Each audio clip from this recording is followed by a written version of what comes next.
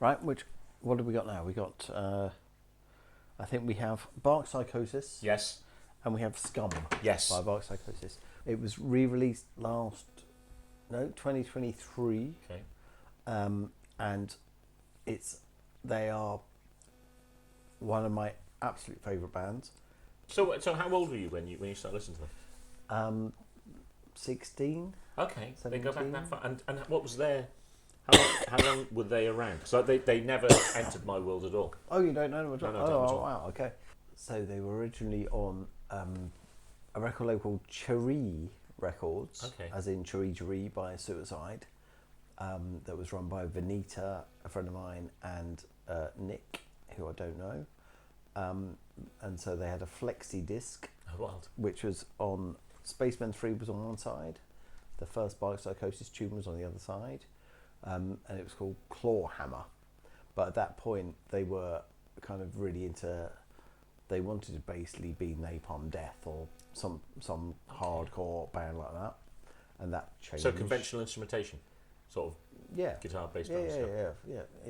Yeah, 4-piece guitar, bass, drums, and then they changed a lot, and they changed even more radically later on. So SCUM is, 20-minute long piece, and it's a bit jazzy, and I always say to people, friends of mine, I don't particularly like jazz.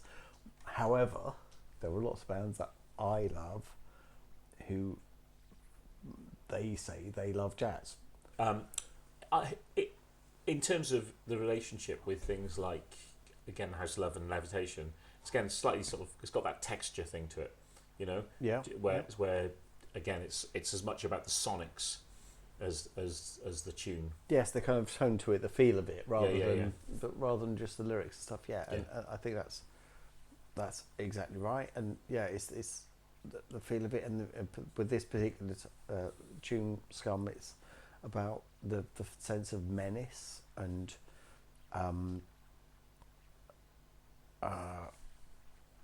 the anticipation of in a way, it's kind of the anticipation of the mood of menace. Yeah. And also just how, you know, I was going to say a lesson, to me that's not quite right, but just of an understanding of how far a song could be stretched out, sprawled out before to make it a complete piece. Yeah.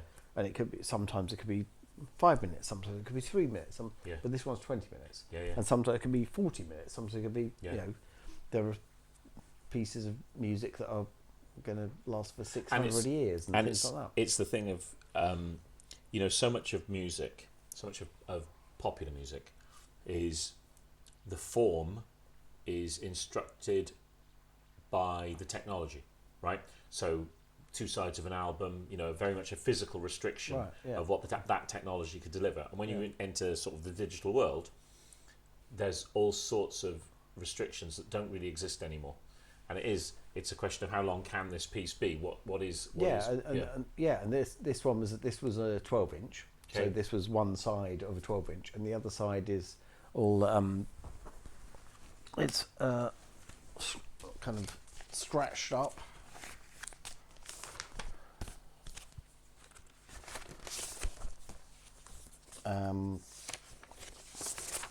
Like that.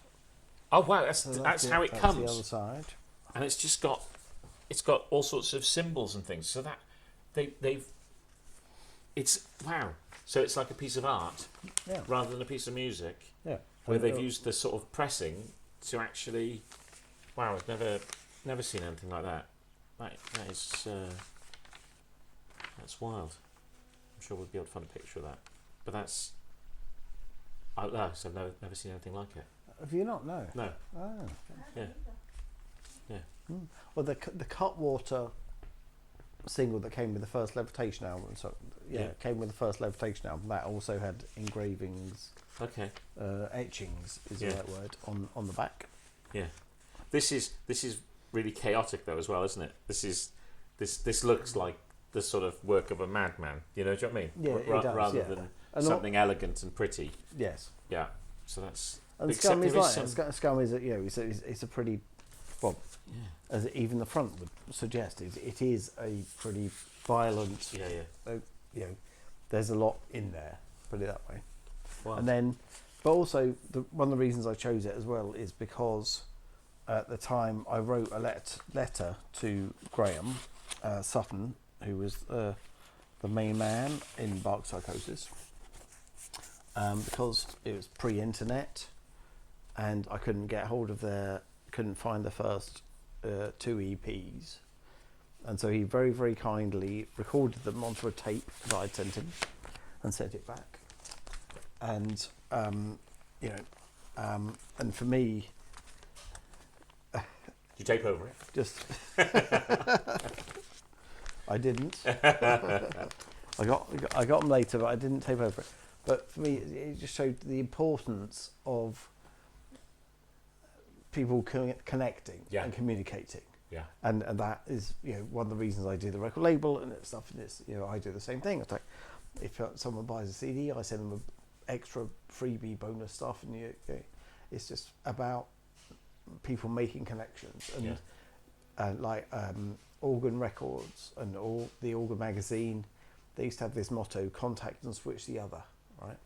And that is something that stuck with me. Yeah. And I was like, right, yes, that's a good thing to do. I will do that. Let's do that. Yeah, yeah. I think it's sort of, it's one of these things of, you kind of have to have the good experience, or at least an experience, to have a perspective on it, and you see that of people who've been treated well by big artists, and then later on they've sort of gone, that's the exemplar, that's the model, that's right. That's who I want to be. I want to be that guy that does speak to the young fan at the stage door, because I was the young fan at the stage door, and it meant the world to me. Exactly. Yeah. And it must be hard. It must be hard as and people Bark Psychosis, and I'm sure Graham would say, they're not big. Yeah. Right.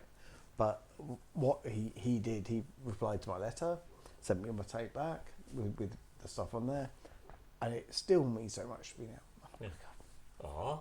Aww. I did think I might.